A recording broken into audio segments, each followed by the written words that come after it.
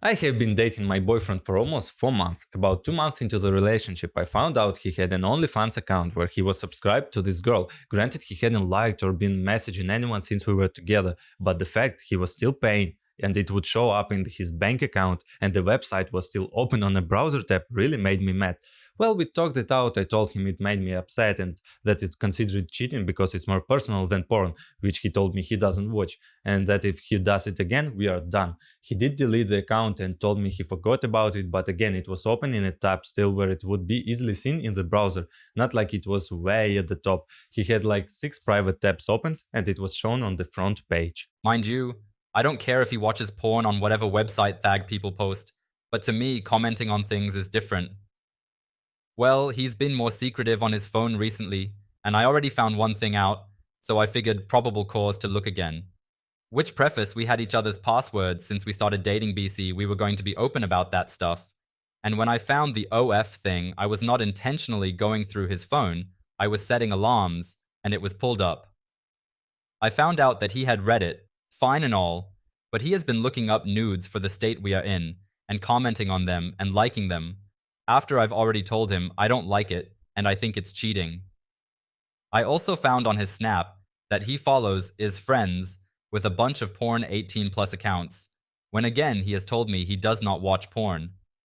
Also to add, he's been living with me basically since we started dating due to a shitty living situation on his own, and it was all fine. I never had any issues with him moving in. So he's also been doing this when living under my roof and sleeping in my bed. He did recently find a place, though, and has been moving out. I really do love him too, but I can't keep letting myself feel like shit, BC, of what I'm finding and letting him think that he can keep getting away with it. Do you consider this cheating, Ada, for going through his phone? Does this seem like a porn addiction? What do I do? My BF has been cheating our entire 5-year relationship. So as the title says, I found out everything has been a lie. My 27F, BF, 36M, has been unfaithful physically in our relationship. We got together when I was 22, right before the pandemic. Things seemed great, I didn't suspect anything.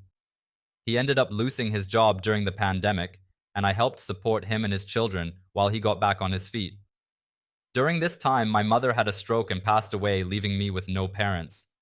About a year and a half ago, I had a feeling I needed to look through his phone, so I did, and I found he was talking to many women sexually. This took a turn where him and I both did deep dives on each other's phones and downloaded Snapchat data. Ultimately, I saw he was talking to women, but I didn't look at the data thoroughly because I was already so upset. We talked about it, and everything seemed fine. After, in December 2022, he acted weird. So I went through his phone again and found that he was contacting someone he shouldn't have been. And again, we talked it though, and I thought it was something we could move past. I know I'll get a lot of comments asking why I didn't just leave at that point, and it's easy to say as someone on the outside looking in, but I love him.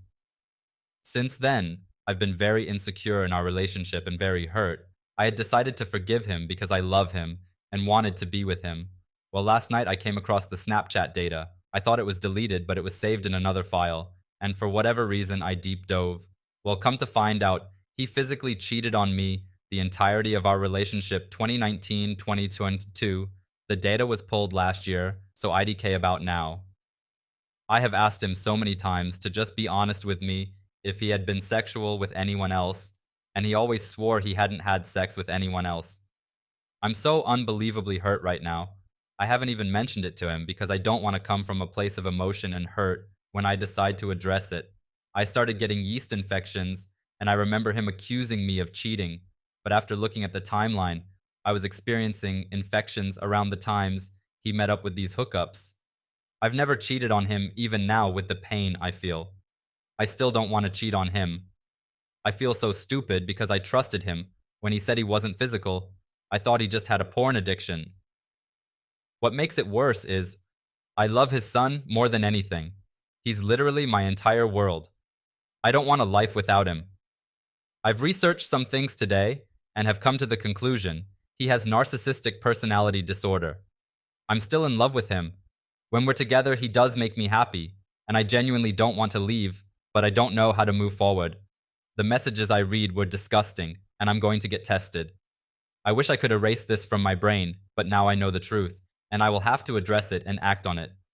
I don't know who to turn to or talk to right now. I don't have much family, and his family has become mine, but I don't want to involve them. I feel so alone right now and broken. I know I have a trauma bond with him now, and that this isn't okay or healthy, but I don't have the strength to do anything right now.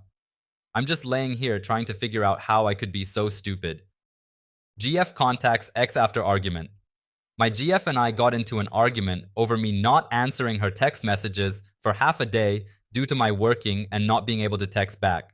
She told me not to come over that night Friday and refused my phone calls. Over the weekend, the argument didn't let up and some ugly things were said on both sides, and it led to each of us saying we were done on Sunday. After cooling off, I reach back out and go to her house to get my things left behind and try to talk this out. It was a rough go at first, but things started to mend. Last month I went on a week-long hunting trip and she accused me of cheating. I did not, and it surprised me. It caused me to raise my antenna. I began thinking she was projecting and asked her if in fact she was cheating. She brought it up several more times out of the blue. She recently began working again with an ex-BF. She left him before due to his poor lifestyle choices, mainly drinking and bad health due to drinking. I'm not generally the jealous type and wasn't too overly concerned. But she has been very argumentative and even started occasionally devaluing me. So long story short, she went to the shower and left her phone on the counter. I couldn't resist, and I found text messages from the same day Tuesday with the ex-BF. The messages were a mixed work and sexting. The messages were very sexual, and they were setting up a sexual encounter later in the week. I immediately confronted her without reading further up. I now wish I did to confirm when it started.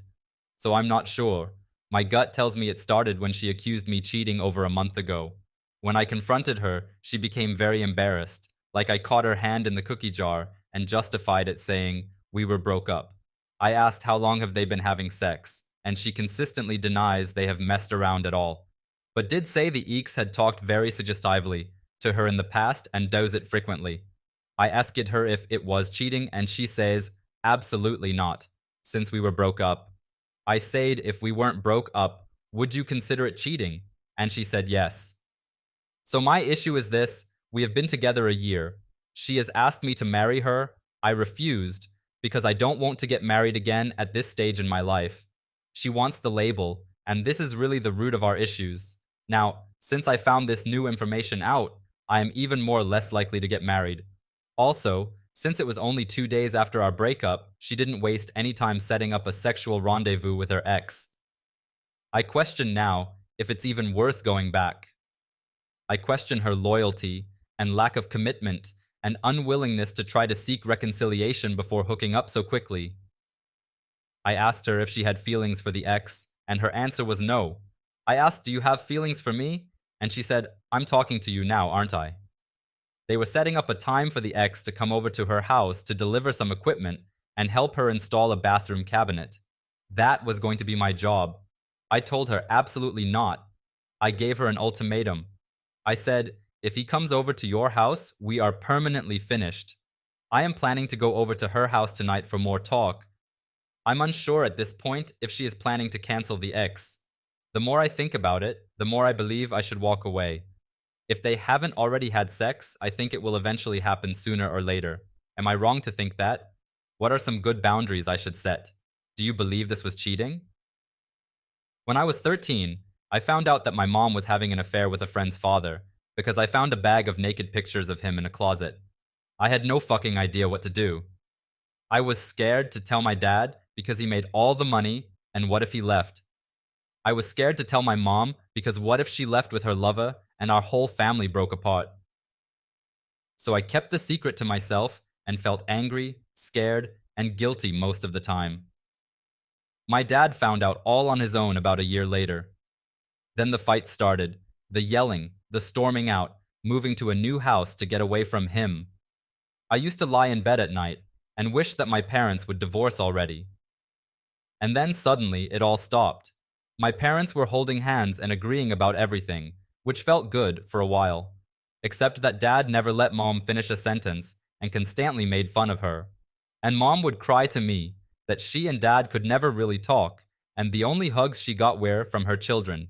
All I really wanted was for my parents to be happy. So I tried talking with them about why they were unhappy, about what they could do differently. I guess I wanted to be the marriage counselor that they never had.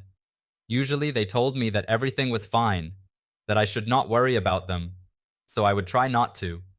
Until dad wanted me to talk with mom about how depressed she was, or mom wanted to have special alone time with me, without dad, so we could talk.